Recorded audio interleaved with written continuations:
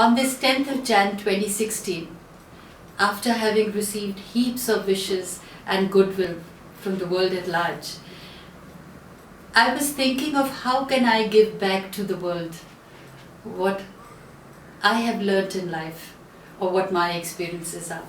This is when I conceived the idea of Life 101. I felt that I'm going to pick up one topic every time and talk about my experiences or what I feel, how people can actually benefit and transform their lives the way I transformed mine. So starting with today, it's Life 101 series, and we start with happiness, which is the most important in our life. Happiness, the state of being happy. The pursuit of happiness is a centuries old sport. Books have been written about it, songs have been sung, and whole religions have been based on attaining this one elusive state. The operative word here is, mind you, elusive. It's a mistake to view happiness as a goal. Rather, you have to view your happiness as a byproduct, much like fame, glory, riches, power, and love. From many years of studying human beings and their afflictions, I can confidently say that there is not one, but many happiness-producing paths. In my life, I realized that it's not only one way that you can be happy, there are so many ways that you can keep yourself happy. Now, which one is yours is entirely specific to your particular circumstances. So we can't say that what makes me happy can make everyone happy. You have to find your own path. This is why today I will not speak of how to make you happy, but rather with my experiences, I want to inspire you to find your own way. Let's start with one very basic quote from the Mahabharata. It says, "He who being one thing represents himself as another thing to others is like a thief and a robber to his own self." If you actually see, it stresses us out when we want to say something, but we end up saying something else. We want to be one thing, but we represent ourselves being something else. It does create a lot of stress in our life. So, what are the basic things that you need to do is to learn to accept yourself. Spend some time getting to know yourself. Accepting who you are and what you have right now. And by finding yourself, I don't mean in the career counseling department or while having hallucinogenic drugs with the standing babas wherever they are giving you drugs. You can't be drinking alcohol and saying that, oh, this makes me happy, or having a particular drug that induces that happiness. These are all short-lived and physically they are debilitating to your body. I mean, find time to quietly reflect every day for as long as it takes.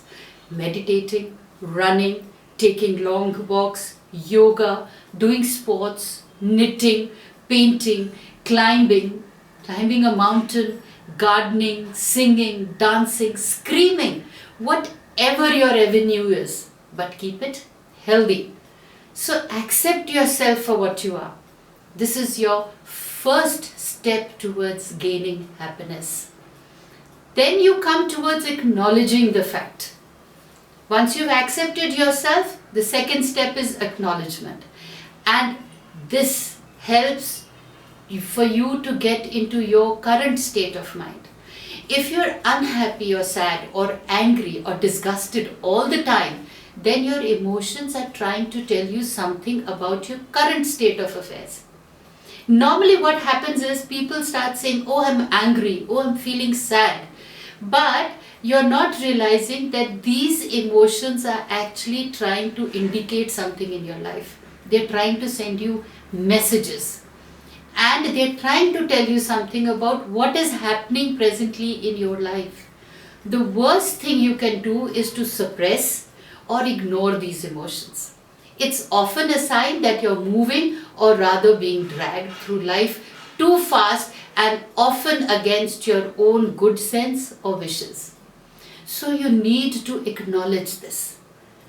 Acknowledge also means address this. Why am I having these emotions in life? Now, what is the third step? It's last but not the least, is becoming aware. Awareness. Awareness about yourself and the world that you are living in. Don't accept rules, values, and morals at face value. Explore them, question them, and then find out what works for you and your loved ones, be it your friends or family or community members. Be aware of the world you live in, how it affects you, and how you affect the world. Make your own rules, values, and morals.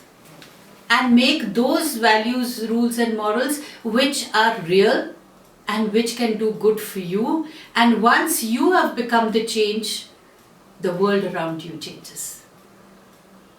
Use this information that I have told you. It's an experienced information.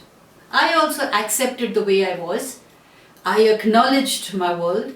I became aware of the values, the morals, and I actually made my own path.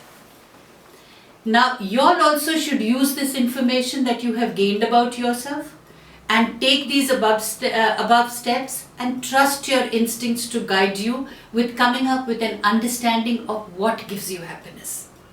So to end for today, I'll leave you mulling over a quote from Einstein. He says, reality is merely an illusion, albeit a persistent one.